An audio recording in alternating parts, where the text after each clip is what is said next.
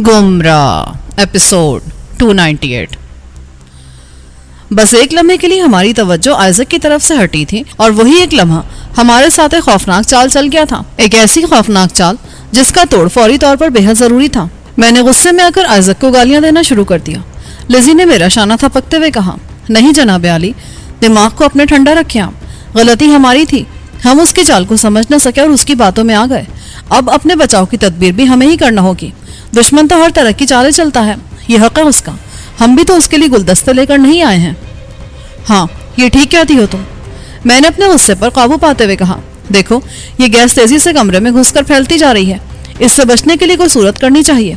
मेरा ख्याल है कमरों के सारे दरवाजे और खिड़कियां खोल दें हम। हाँ, ये बिल्कुल ठीक है। इस तरह गैस कमरे में रुक नहीं सकेगी। आप खिड़कियां खोलें, मैं गैस को अंदर आने से रोकने की तदबीर करती हूँ। वो लपक कर दूसरे कमरे में पड़े बिस्तर से बेडशीट खींच लाई और उसे लेकर उस दरवाजे की तरफ बढ़ गई जहां से गैस कमरे में दाखिल हो रही थी। मैंने भी उस कमरे में आकर उसकी दोनों खिड़कियां खोल दी। उन खिड़कियों में लोहे की सलाखें हमें कमरे से बाहर जाने से रोक सकती थी, लेकिन उस जहरीली गैस को रोके रखना उनके बस की बात ना थी। खिड़कियां खोलने के बाद मैं कमरे के कोने में दिखाई देने वाले दरवाजे की तरफ लपका। वो दरवाजा फौरन ही खुल गया। पता चला ये उस कमरे के अटैच बाथरूम का दरवाजा था। बाथरूम में घुसकर मैंने उसका रोशनदान भी पूरी तरह खोल दिया। मेरी नजर वहां एक जाने वॉश बेसन के साथ लटके हुए बड़े से तौलिए पर पड़ी। मैंने जल्दी से तौलिया उठाकर उसे वॉश बेसन में डालकर पानी का नल खोल दिया। तौलिए को पानी से खूब अच्छी तरह तर करके उसे लिज़ी के पास ले गया। वो बेडशीट को दरवाजे के नीचे झिरी में ठूस कर गैस को अंदर आने से रोकने की कोशिश कर रही थी। मैंने वो गीला तौलिया उस बेडशीट पर डालकर दरवाजे की पूरी चौड़ाई में फैला दिया। ऐसा करने से गैस के अंदर आने का रास्ता बिल्कुल बंद हो गया था। लिज़ी फौरन उठ खड़ी हो गई। खिड़कियां खोल देने की वजह से जो गैस कमरे में घुसकर अंदर फैलने लगी थी, वो खिड़कियों के रास्ते बाहर निकल गई थी और कमरे की फिजा उस खतरनाक गैस से पाक हो चुकी थी। लिज़ी ने मुस्कुराते हुए मुझे देखा। खुदा का शुक्र है कि इस मुसीबत से निजात मिल गई हमें। अब यहाँ से बाहर निकलने की कोई तदबीर करें। इसकी तुम फिक्र ना करो लिज़ी, जल्दी हमारा कोई ना कोई साथी इधर जरूर निकल आएगा, फिर हमें बाहर निकलने का रास्ता भी मिल जाएगा। देखिए जनाब आली, मैं आपको अपनी पूरी दास्तान सुना चुकी हूँ कि मेरे वालिदैन ने मेरा नाम फातिमा रखा था। फिर आप मुझे फातिमा के बजाय यहूदियों के दिए हुए नाम एलिज़ाबेथ या लिज़ी से क्यों मुखातिब करते हैं? क्या आपको यकीन नहीं आया मेरी रुदात पर? अरे नहीं, ये बात नहीं है। असल में जुबान पर लिज़ी इतना चढ़ गया कि अब फातिमा का ख्याल ही नहीं आता। बहरहाल अब ये वादा है मेरा कि आइंदा तुम्हें फातिमा ही के नाम से मुखातिब करूंगा। दूसरों को भी आप समझा दें कि वो अब मुझे लिज़ी के नाम से ना पुकारा करें, मेरे वालिदैन के दिए हुए नाम से ही पुकारें। वो बोली, हाँ, तुम बिल्कुल फिक्र ना करो। अब कोई भी तुम्हें लिज़ी या एलिज़ाबेथ कहने की गलती नहीं करेगा। ये किसी मुसलमान लड़की का नाम हो भी नहीं सकता। बाहर से गोलियां चलने की आवाजें अब भी आ रही थी, लेकिन उनमें वो पहला सा तवातुर नहीं रहा था। यूं लगता था मुकाबला करने वालों की तादाद बहुत कम रह गई है कोठी के अतराफ में। चंद लोगों के दरमियान रुक रुक कर फायरिंग का तबादला हो रहा था। अचानक आइजक की ख्वाबगाह की दूसरी जानिब वाले दरवाजे पर पड़ने वाली शदीद ज़रबों ने हमें अपनी तरफ मुतवज्जो कर लिया। ऐसा लगता था जैसे कोई उस दरवाजे पर हथौड़े बरसा रहा है। हम दोनों ने अपनी अपनी गनें संभाल कर पोजीशन ले ली। उम्मीद तो यही थी हमें कि आने वाले हमारे अपने आदमी हो सकते हैं, फिर भी एहतियात लाजिम थी। हमारा अंदाजा गलत भी हो सकता था। अगर वो दुश्मन के आदमी होते तो हमें देखती गोलियों से हमारे जिस्म छलनी करके रख देते। लेकिन जब दरवाजा एक जोरदार धमाके से खुला तो आने वालों को देखकर हमने इत्मीनान का गहरा सांस लिया। वो गुलजमान और आबी थे। उन्हें देखते ही हम उनकी तरफ लपके। मैंने कहा, जल्दी से उस आइजक के बच्चे को देखो, वो निकल ना जाए कहीं। हमने पूरी कोठी देख ली है, एक एक कमरा देखा है हम, उसका कहीं निशान तक नहीं है। वो शायद यहाँ मौजूद ही नहीं था। आबी बोला, और ये तुम दोनों यहाँ किस तरह बंद हो गए? ये क्या किस्सा है? यार, वो लानती आइजक हमें धोखा देकर बंद कर गया था यहाँ। हैरत है कि तुम्हें वो नहीं मिला। आइजक बंद कर गया था? आबी हैरानी से बोला, फिर मायनेखेज अंदाज में मुस्कुराते हुए कहा, बेटा, ये चक्कर किसी और को दे जाकर, ये सब कुछ मेरे साथ नहीं चलेगा। हम लोग बाहर मौत का मुकाबला कर रहे थे और तुम दोनों यहाँ गुलो बुलबुल के किस्से सुना रहे थे एक दूसरे को। मैंने उसकी बात काट कर कहा, बकना ही हो जलील आदमी, सबको अपने जैसा समझ रखा है तूने। साले वो हमें बंद करके यहाँ कमरे में जहरीली गैस छोड़ गया था। उधर दूसरे दरवाजे के बाहर शायद गैस सिलेंडर भी मौजूद होगा, वहां जाकर देख कर आ। गुलजमान बोला, ओह, तो वो दरवाजा भी इसी कमरे का है। हम देख चुके हैं उसे, मैंने ही गैस बंद की उसकी। शायद आप लोगों ने दरवाजे में कुछ लगाकर गैस को अंदर आने से रोक दिया था और गैस बाहर ही फैलने लगी थी। मैंने बरवक्त वहां पहुंचकर देख लिया उसे। उस गैस की वजह से वो दरवाजा बंद छोड़कर हम इधर आ गए हैं।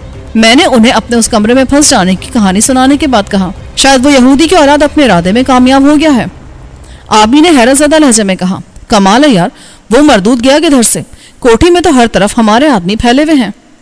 उसी वक्त फिरोज और शराफत अली भागते हुए वहां से गुजरे। उन्होंने भी स्टैंड गनें संभाल रखी थी। میں انہیں آواز دیتا ہوا ان کی طرف دوڑ پڑا. ارے فیروز, کہاں جا رہے ہو؟ میری بات تو سنو, ادھر آؤ. شرافت علی مڑ کر دیکھتے ہوئے بولا, اجلانی ادھر آؤ جلدی, وہ ادھر کوٹھی کی چھت پر ہے. پھر وہ دوڑ پڑا. میں بھی ان کے پیچھے ہو لیا. آبی, گلزمان اور فاطمہ بھی میرے ساتھ تھے. میں لزی کو فاطمہ ہی کہوں گا کیونکہ اس کی داستان سننے کے بعد اسے لزی کہنا اس کے ساتھ زیادتی ہوگی, اور پھر اب تو سبھی جان چکے تھے کہ اس کا اصل نام فاطمہ ہے. نیچے کمروں میں چکرانے کے بعد ہمیں کمرے میں اوپر جانے کا زینہ دکھائی دیا اور ہم سب اس میں سے گزرتے ہوئے اوپر چلے گئے. فاطمہ نے پیچھے سے چلا کر کہا, یہ کیا کر رہے ہیں آپ لوگ؟ احتیاط سے اوپر چڑھیں, وہ خالی ہاتھ نہیں ہوگا, کچھ اور لوگ بھی اس کے ساتھ ہوں گے, اور یوں اندھا دھند ان کے سامنے جا کر ہم ان کی گولیوں کا نشانہ بن جائیں گے. پلیز روکیے انہیں. اچانک اوپر سے گولیاں چلنے کی آواز سنائی دینے لگی. اس کے ساتھ ہی سب سے آگے جانے والا فیروز کرہا کر نیچے گرا. ہم سب بھی ایک دم ٹھٹک کر رک گئے. سبھی کی نظریں فیروز پر تھیں. ایک لمحے کے بعد فیروز دوبارہ اٹھا, مگر دوسرے لمحے لہرا کر نیچے بیٹھ گیا. ہم اسے دم بخود دیکھتے رہ گئے. چند لمحے کے لیے تو جیسے سب کو سکتا ہو گیا تھا. فیروز سیڑھیوں کے اختتام پر پڑا تھا اور اس کا بدن یوں بل کھا رہا تھا جیسے وہ شدید اذیت میں مبتلا ہو. ہم لوگ ابھی حیرانی کے اس شدید جھٹکے سے سنبھل بھی نہ پائے تھے کہ ہمارے کانوں نے کسی ہیلی کاپٹر کی آواز سنی جو بہت تیزی سے قریب ہوتی جا رہی تھی. اس کے ساتھ ہی چھت سے اوپر جانے والے راستے کی طرف ایک بار پھر گولیاں برسائی جانے لگیں. فاطمہ نے پیچ و تاب کھاتے ہوئے کہا, وہ بھاگ رہا ہے, وہ بھاگ رہا ہے جناب علی. ہیلی کاپٹر آئزک کو لینے آ گیا ہے. جب بھی وہ سیڑھیوں کی طرف فائرنگ کر کے ہمیں اوپر جانے سے روکنا چاہتا ہے. ذرا راستہ دے مجھے, میں اوپر جا کر دیکھتی ہوں. وہ آگے بڑھنے لگی مگر میں نے اس کا بازو پکڑ کر اسے روکتے ہوئے کہا, نہیں, ان برستی گولیوں میں تم اوپر جا کر اسے کس طرح روک سکتی ہو؟ یہ تو سراسر خودکشی ہوگی. نہیں, تم اوپر نہیں جاؤ گی. ٹھہرو, میں دیکھتا ہوں اسے. میں نے اوپر جانے کی کوشش کی لیکن شرافت علی نے میرا راستہ روک لیا. کیا کرتے ہو یار؟ انہیں روک رہے ہو خودکشی کرنے سے اور خود اوپر جا کر وہی کام کرنا چاہتے ہو. وہ دیوانہ ہو رہا ہے اس وقت اور تواتر کے ساتھ اس طرف گولیاں برسا رہا ہے. وہ ہر قیمت پر نکل جانا چاہتا ہے یہاں سے. ایسے میں ذرا بھی بے احتیاطی جان لیوا ثابت ہو سکتی ہے. فیروز کو تو وہ نشانہ بنا ہی چکا ہے, لیکن اس طرح تو وہ نکل جائے گا اور ہم کچھ بھی نہیں کر سکیں گے اس کا. میں نے جھنجھلائے ہوئے انداز میں کہا. ہیلی کاپٹر کی آواز اب ہمیں بالکل اپنے سروں پر سنائی دینے لگی تھی. اس کے ساتھ ہی فائرنگ بھی رک گئی تھی. شرافت نے میرا کندھا دبا کر کہا, ٹھہرو, میں دیکھنے کی کوشش کرتا ہوں اسے. وہ دیوار کے ساتھ پشت لگا کر آہستہ آہستہ اوپر اٹھنے لگا اور 2 سیڑھیاں چڑھنے کے بعد ایک دم سیدھا کھڑا ہو گیا. این اسی لمحے ہیلی کاپٹر کی آواز دور ہونے لگی. اوہ, وہ نکل گیا. شرافت ایک دم چونک کر بولا اور اچھل کر اوپر بھاگا. اس کے پیچھے ہی پیچھے میں بھی 2 سیڑھیاں پھلانگتا ہوا اوپر جا پہنچا مگر ہمیں دیر ہو گئی تھی. ہیلی کاپٹر کافی دور جا چکا تھا. اس سے ایک رسی کی سیڑھی لٹک رہی تھی اور کوئی شخص اس سیڑھی سے لٹکا ہوا آہستہ آہستہ ہیلی کاپٹر کی طرف بڑھ رہا تھا. یہ یقیناً آئزک ہی تھا. ہمارے پاس غصے سے دانت بھینچنے اور ہاتھ ملنے کے سوا کوئی چارہ نہیں رہا تھا. فاطمہ, آبی اور گلزمان بھی اوپر آ گئے تھے اور سب بے بسی سے ہیلی کاپٹر کو دور جاتا دیکھ رہے تھے جس کا رخ مغرب کی طرف تھا. وہ پھٹ رہی تھی. آسمان سے سیاہی آہستہ آہستہ سمٹ رہی تھی اور ہماری نظریں ہیلی کاپٹر پر تھیں. اچانک فاطمہ کی آواز نے ہم سب کو چونکا دیا. وہ کہہ رہی تھی, اس کا رخ مغرب کی جانب ہے, اس پر نظر رکھو اور ہیڈ کوارٹر کو کہو فوراً ایک ہیلی کاپٹر کو اس کے پیچھے بھیج دیں. سمندر پر بھی نظر رکھنے کو کہو, کوئی بوٹ یا جہاز ایسا نظر آئے جس پر وہ اترے تو اسے فوراً تباہ کرنے کی کوشش کی جائے. ایک ہیلی کاپٹر ادھر بھیجنے کو کہو, میں اس کے پیچھے جانا چاہتی ہوں. اوور. وہ وائرلیس پر کسی کو ہدایات دے رہی تھی. میں حیرت سے آنکھیں پھاڑے اسے دیکھتا رہ گیا. ہدایات دینے کے بعد اس نے سلسلہ منقطع کر کے اپنے ہاتھ میں پکڑے ہوئے چھوٹے سے وائرلیس سیٹ کو بند کیا اور اپنی بیلٹ میں اڑس لیا. یہ تم کس کو ہدایات دے رہی تھی؟ کون سے ہیڈ کوارٹر کو پیغام بھیجا ہے تم نے؟ میں نے پوچھا. وہ جو 4 آدمی میرے ساتھ آئے ہیں انہی میں سے ایک سے بات کی ہے میں نے. آپ فکر نہ کریں, ہم پوری کوشش کریں گے آئزک تک پہنچنے کی. ممکنہ حد تک اس کا پیچھا کریں گے ہم. آئیں فیروز کو چل کر دیکھیں, انہیں طبی امداد جلد از جلد ملنا چاہیے. وہ فیروز کی طرف بڑھتے ہوئے بولی. آئزک کے ہاتھ سے نکلنے کا ہمیں اتنا افسوس ہوا تھا کہ اس لمحے فیروز کا خیال ہی نہیں رہا تھا کسی کو بھی. فاطمہ کا توجہ دلانے پر سبھی چونکے اور تیزی سے پلٹ کر فیروز کے پاس جا پہنچے. اسے سیدھا کر کے دیکھا.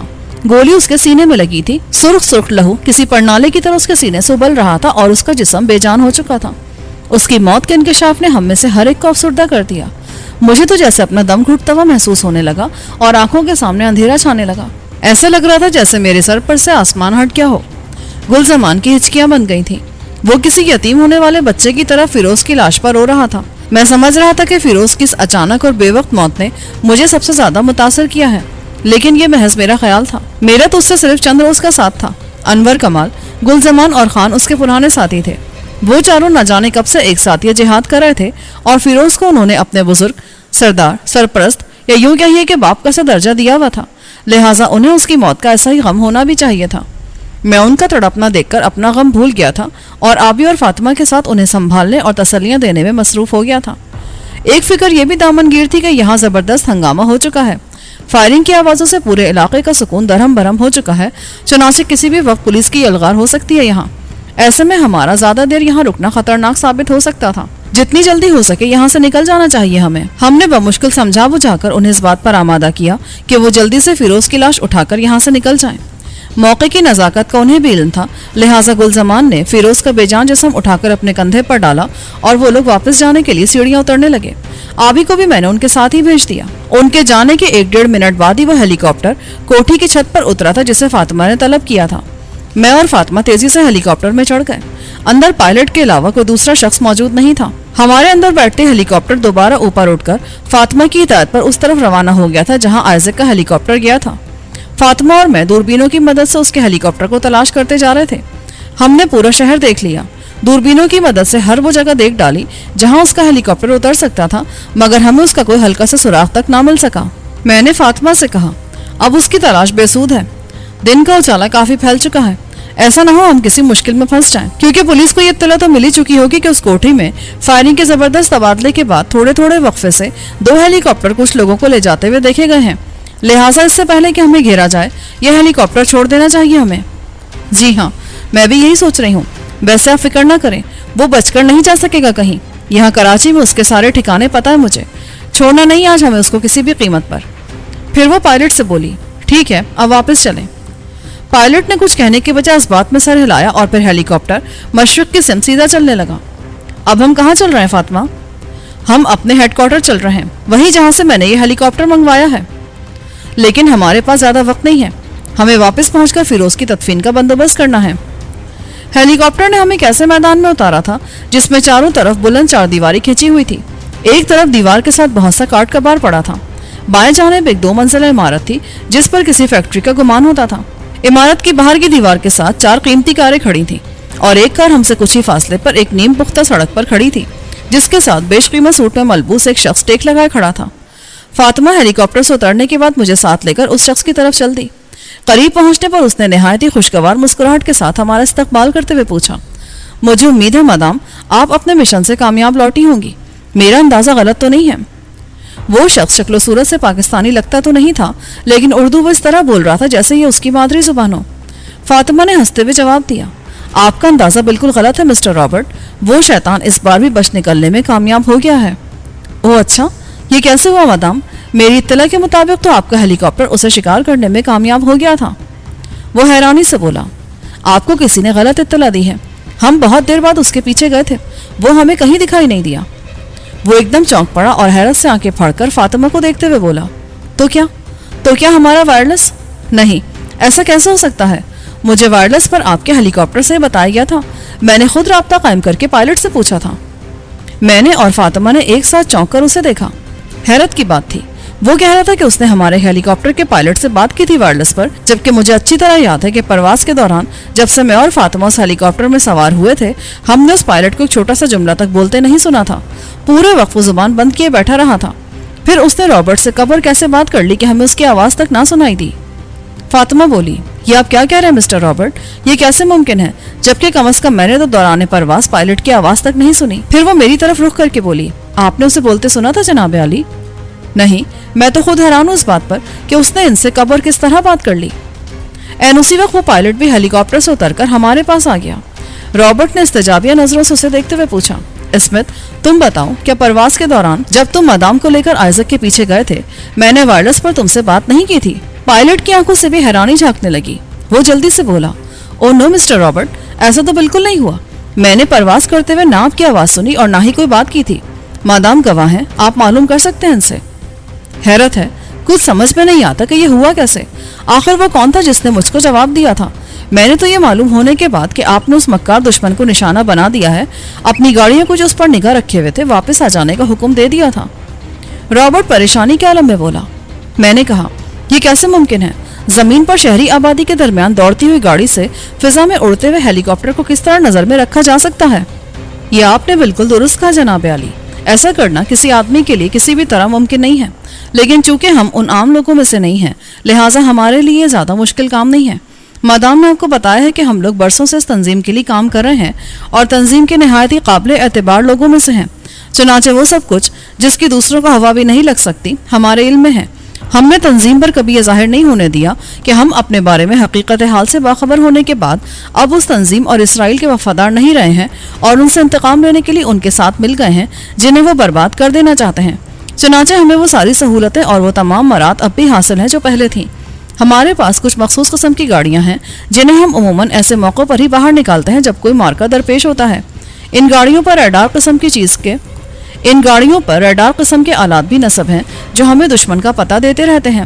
یہ خودکار نظام کے تحت کام کرتے ہیں۔ مثلاً ہمیں کسی کا تعاقب کرنا ہو، چاہے وہ زمین پر ہو یا فضا میں، تو ہمیں اسے صرف ایک بار اس ریڈار کی زد میں لانا ہوگا۔ اس کے بعد وہ جدھر بھی جائے گا ہمیں اس کی سمت اور فاصلے کا پتہ چلتا رہے گا۔ اس کی حرکات و سکنات سے تعاقب کرنے والے پوری طرح باخبر رہیں گے۔ جو ہیلی کاپٹر آئزک کو لے کر روانہ ہوا تھا وہ تعاقب کرنے والی گاڑی کے ریڈار کی زد میں تھا، لیکن جب مجھے یہ اطلاع ملی کہ مدام کا ہیلی کاپٹر اسے نشانے پر لے چکا ہے تو میرے حکم پر متعاقب کار نے اس سے رابطہ منقطع کر دیا اور یوں وہ ہماری نظروں سے اوجھل ہو گیا۔ رابرٹ نے بتایا، وائرلیس پر ہیلی کاپٹر سے رابطہ تم نے کیا تھا یا انہوں نے خود تمہیں مخاطب کیا تھا؟ فاطمہ نے رابرٹ سے پوچھا۔ اوہ، رابرٹ چونک کر بولا، اس کا تو خیال ہی نہیں رہا تھا مجھے۔ ان کا سگنل ملنے کے بعد ہی میں نے وائرلیس آن کیا تھا اپنا۔ دوسری طرف سے مجھے بتایا گیا کہ وہ آپ کے ہیلی کاپٹر کا پائلٹ ہے۔ پھر اس نے کہا کہ چونکہ اب ٹارگٹ ان کے سامنے ہے اور ہم نشانے پر اسے لے چکے ہیں لہٰذا میں اپنے آدمیوں کو واپس بلا لوں۔ یہ تو بہت برا ہوا مسٹر رابرٹ۔ اس کا مطلب تو یہی ہے کہ آئزک جان گیا ہے کہ مقامی تنظیم کی کراچی شاخ کے تمام ہی لوگ اس سے باغی ہو چکے ہیں اور ہم سب مل کر اسے ختم کر دینا چاہتے ہیں۔ فاطمہ نے قدرے فکر مندی سے کہا، آپ نے بالکل درست سمجھا ہے مدام، اور اب وہ کراچی میں رکے گا بھی نہیں۔ ہمیں فوری طور پر ایئرپورٹ، ریلوے اور نیشنل اور سپر ہائی ویز کی نگرانی کا انتظام کرنا ہوگا۔ وہ یہاں سے نکل کر لاہور یا پنڈی ہی جائے گا کیونکہ وہاں کے لوگ ابھی اس کے طلسم سے آزاد نہیں ہو سکے ہیں۔ وہ انہیں ہمارے خلاف کھڑا کر سکتا ہے۔ رابرٹ نے کہا، یہ بھی تو ہو سکتا ہے کہ یہاں کی فضا اپنے خلاف دیکھ کر وہ اسرائیل یا کسی دوسرے ملک چلا جائے۔ میں نے اپنا خیال ظاہر کیا، نہیں، یہ کبھی نہیں ہو سکتا۔ تنظیم کے بڑے یہ بات کبھی بھی منظور نہیں کریں گے۔ یہاں کے حالات اس کے خلاف کتنے ہی کیوں نہ ہو جائیں، وہ بڑوں کی اجازت کے بغیر ملک نہیں چھوڑ سکتا۔ وہ یہاں تنظیم کا سربراہ ہے اور ہر طرح کے حالات کا مقابلہ کر کے انہیں اپنے حق میں کرنے کی ذمہ داری اس کے کندھوں پر ہے۔ اسے اب یہاں رہ کر ہمارا مقابلہ کرنا ہے۔ البتہ وہ ہر قسم کے حالات کی رپورٹ بھیجتا اور اس سلسلے میں نئے احکامات حاصل کرتا۔ اس کے علاوہ امداد بھی طلب کر سکتا ہے۔ فاطمہ نے کہا، اگر ایسا ہے تو پھر تو کوئی مسئلہ ہی نہیں ہے یار، اپنے ملک میں ہم اسے کہیں بھی پناہ نہیں لینے دیں گے۔ میں نے پرجوش لہجے میں کہا، نہیں جناب، ایسا ترنے والا بھی نہیں ہے اب وہ۔ آپ کو پتہ نہیں اس کے ہاتھوں کی لمبائی چوڑائی کے بارے میں ابھی۔ جب اتنے اعتماد سے بات یہ کہہ دی آپ نے، آپ کے ملک میں بے سہارا نہیں ہے وہ۔ بے شمار بے ضمیر، کجرو، کوتا عقل دوستوں کا بھرپور تعاون حاصل ہے اسے۔ اس کے حمایتی بہت ہیں۔ وہ آئزک کے بجائے آپ کو ہی اسرائیل یا کسی دشمن ملک کا ایجنٹ ثابت کر دیں گے۔ رابرٹ نے کہا، اس کی تم فکر نہ کرو، تم مجھے جانتے نہیں ہو۔ میرے بارے میں کوئی کچھ بھی ثابت کرتا رہے اس کی مجھے بالکل پرواہ نہیں ہے۔ میں کسی بااثر آدمی کے اثرات کی پرواہ نہیں کرتا۔ ایسے لوگوں کو بے اثر کرنا مجھے خوب آتا ہے۔ میرا پستول کسی کا اثر قبول نہیں کرتا میرے دوست۔ میں نے جواب دیا۔ فاطمہ نے بھی میری تائید کرتے ہوئے کہا، انہیں آپ کسی کے اثر و رسوخ کے حوالے سے متاثر نہیں کر سکیں گے مسٹر رابرٹ۔ ان میں ایک سب سے بڑی خوبی ہے کہ کسی بڑے سے بڑے با اختیار شخص کو بھی خاطر میں نہیں لاتے یہ۔ اگر ایسا نہ ہوتا تو آئزک سے کبھی بگاڑ نہ ہوتا ان کا۔ یہ ہم کن باتوں میں الجھ گئے یار؟ ہمیں جلد از جلد واپس جا کر فیروز کی تدفین کرنا ہے اور اس یہودی کتے آئزک کو روکنے کے لیے ناکہ بندی کرنا ہے شہر کی۔ میں نے فاطمہ سے کہا، او ہاں چلیں، ہمارے پاس زیادہ وقت نہیں ہے۔ فاطمہ کار کی طرف بڑھتے ہوئے بولی، مسٹر رابرٹ، آپ اپنے آدمیوں کو ہر طرف اس طرح پھیلا دیں کہ آئزک ان کی نظروں سے بچ کر یہاں سے کہیں نہ جا سکے۔ ہر آدمی کو یہ ہدایت کر دیں کہ اسے دیکھتے ہی گولی مار دی جائے۔ اب جبکہ ساری بات کھل چکی ہے اور آئزک ہماری ارادوں سے باخبر ہو چکا ہے تو اب کسی احتیاط اور رازداری کی ضرورت بالکل بھی نہیں رہی ہے۔ آپ مطمئن رہیں مدام، ہم پوری کوشش کریں گے کہ وہ کراچی سے باہر اپنی چلتی ہوئی سانسوں کے ساتھ نہ جا سکے۔ رابرٹ بولا۔ ہم جلدی کار میں جا گھسے۔ فاطمہ نے اسٹیئرنگ سنبھال کر کار کو آگے بڑھا دیا۔ باہر آ کر اس نے سڑک پر کار دوڑاتے ہوئے پوچھا، وہ لوگ فیروز کو کہاں لے گئے ہوں گے جناب عالی؟ ہمیں کہاں جانا چاہیے اب؟ یہ تو مجھے بھی نہیں پتا، ان سے پوچھنے کا خیال بھی نہیں آیا اس وقت تو ہمیں۔ میں نے جواب دیا، وہ موقع ہی ایسا تھا، کسی کو بھی کسی بات کا ہوش نہیں تھا اس وقت۔ میرا تو خیال ہے اسی جگہ چلتے ہیں جہاں سے ہم آئے تھے۔ فاطمہ بولی، ہاں، اس کے سوا اور کہاں جا سکتے ہیں ہم؟ اس نئے مکان کا جہاں شرافت علی نے ماجی اور آسیہ وغیرہ کو پہنچایا ہے مجھے تو کچھ پتا نہیں ہے۔ یوں بھی فیروز والے مکان میں بھی خطرے والی کوئی بات نہیں ہے۔ आइजक तो खुद अपने लिए जाए पना तलाश करता फिर रहा होगा। मैं बोला, ऐसा ना कहे जनाब आली, वो लोमड़ी की तरह यार शख्स है, अरसे से यहाँ के स्याह सफ़ेद का मालिक है। वो तंजीम के अलावा भी ना जाने कहाँ कहाँ उसके तनख्वाहदार गुंडे उसके एक इशारे पर जान की बाजी लगा देने को तैयार बैठे होंगे। वो हशरातुल अर्ज की तरह खतरा से महफूज रहने के लिए अपने बिल के चारों तरफ बेशुमार रास्ते बना के रखता है। ये सोचकर मुतमईन ना हो जाऊं उसकी तरफ से कि ये जो तंजीम के लोग उससे बागी हो चुके हैं तो इस शहर में वो तन्हा और बेयारो मददगार होकर रह गया है। नहीं, ऐसा बिल्कुल नहीं है। उसके कई रूप हैं और हर रूप में उसने कुछ ऐसे लोग भी जमा किए हुए हैं अपने इर्द गिर्द जो सिर्फ उसे उसी रूप में पहचानते हैं। आइजक की हैसियत से वो तंजीम का सरबराह है और तंजीम के लोग उसके ताबे हैं। बाबा इसहाक के रूप में वो एक बरगुज़ीदा शख्सियत है जिसके बेशुमार अकीदतमंद उसके लिए नक़द जाँ हथेली पर लिए फिरते हैं, और वो डॉक्टर खरतूमी की हैसियत में लुटेरों, बेज़मीरों और बदमाशों का गिरोह अपना सरपरस्त आला मानता उसे और उसके हुक्म पर बदतरीन काम भी करने को तैयार रहता है हर वक्त। ऐसी सूरत में मकामी तंजीम की बगावत ज़्यादा तशवीशनाक बात तो नहीं है उसके लिए। फातिमा बोली, मैंने कहा, वक्त आदमी के साथ हो तो डूबने वाले को तिनके का सहारा भी बहुत काफ़ी होता है। अगर वक्त मुंह फेर ले उससे तो देव हैकल जहाज भी उसे गरकाबी से नहीं बचा सकते, और ये बात मैं दावे से कह सकता हूँ कि वक्त ने आइजक का साथ छोड़ दिया है। हम बातें करते करते फिरोज की कोठी के हाथे में जा पहुंचे। फातिमा ने वहां कार रोकी तो मालूम हुआ कि शराफत अली वगैरह फिरोज की लाश लेकर वहीं पहुंचे थे, क्योंकि उसे वो नई अकामत गाह पर ले जाकर माजी वगैरह को हिरासा नहीं करना चाहते थे। दूसरों ने यह भी ख्याल था कि मुझे और फातिमा को नई जगह का पता नहीं मालूम होगा, जिसकी वजह से हमारा वहां पहुंचना मुमकिन नहीं होगा। वो फिरोज के साथ बाली की लाश भी उठा लाए थे, और जिस वक्त हम वहां पहुंचे वो उन्हें गुस्ल देकर कफन पहना चुके थे। अनवर कमाल ने करीबी कब्रिस्तान में उनके लिए कब्रों का इंतजाम भी कर लिया था, जहां हर तरह के सवाल जवाब पूछगछ के बगैर उनकी तदफीन हो सकती थी। फिरोज और बाली की तदफीन से फारिग होते ही हमने फिरोज का मकान छोड़ दिया और शराफत अली के उस मकान में चले आए जहां माजी, आसिया और फिरदौसी पहले से मौजूद थी। हम दोनों बहन भाई को अपने सामने देखकर माजी की खुशी का कोई ठिकाना ना रहा। बाली की मौत का उन्हें बहुत अफसोस हुआ था और फातिमा को वो ऐसी नजरों से देखती थी जैसे वो कोई अजूबा हो। उन्होंने आसिया को अपनी रिहाई के बारे में बताते हुए कहा, इस लड़की ने जैसी जबरदस्त तबाही मचाई थी वहां, और जिस बेखौफी और बेजिगरी का मुजाहरा करके आज़ादी दिलाई थी मुझे, इसकी तवक्को मैं इस लड़की से नहीं कर सकती थी। और ये तेरा भाई जिलानी, ये क्या शय बन गया है? ऐसे खतरनाक लोगों से क्यों दुश्मनी पाल ली इसने? इसे इस बात का ख्याल नहीं है कि अगर इसको खुदा न खास्ता कुछ होगा तो हम दोनों माँ बेटी क्या करेंगे, कहाँ जाएंगे, किसके सामने जाकर झोली फैलाएंगे? बात यह है माँ जी कि ये जो दुश्मन है ना, ये कोई तुम्हारा गुलाम जिलानी का दुश्मन नहीं है, ये तो हमारी पूरी कौम का, पूरे मुल्क का दुश्मन है। ये इस मुल्क की तमाम बेटियों को यतीम और बेसहारा कर देना चाहता है। ये हमें तरह तरह के नारे देकर एक दूसरे से लड़ाकर बर्बाद कर देना चाहता है। भाईजान उन लाखों माओ बेटियों के सरों के साहिबान कायम रखने की जद्दोजहद कर रहे हैं। ये सिर्फ मेरा और आपका ही मसला नहीं है, मुल्क की हर माँ, हर बेटी, हर बहू की बका का मसला है। हमें भाईजान को नहीं रोकना चाहिए।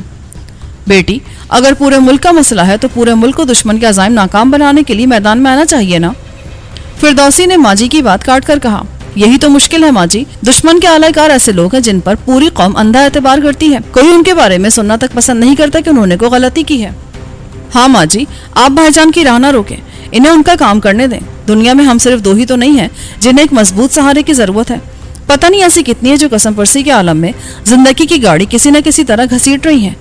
हमारे दो के उनमें शामिल हो जाने से कोई आसमान नहीं टूट पड़ेगा, कयामत नहीं आ जाएगी। और यूं भी हम दोनों अब तक कोई फूलों की सेज पर तो नहीं बैठी रही है ना।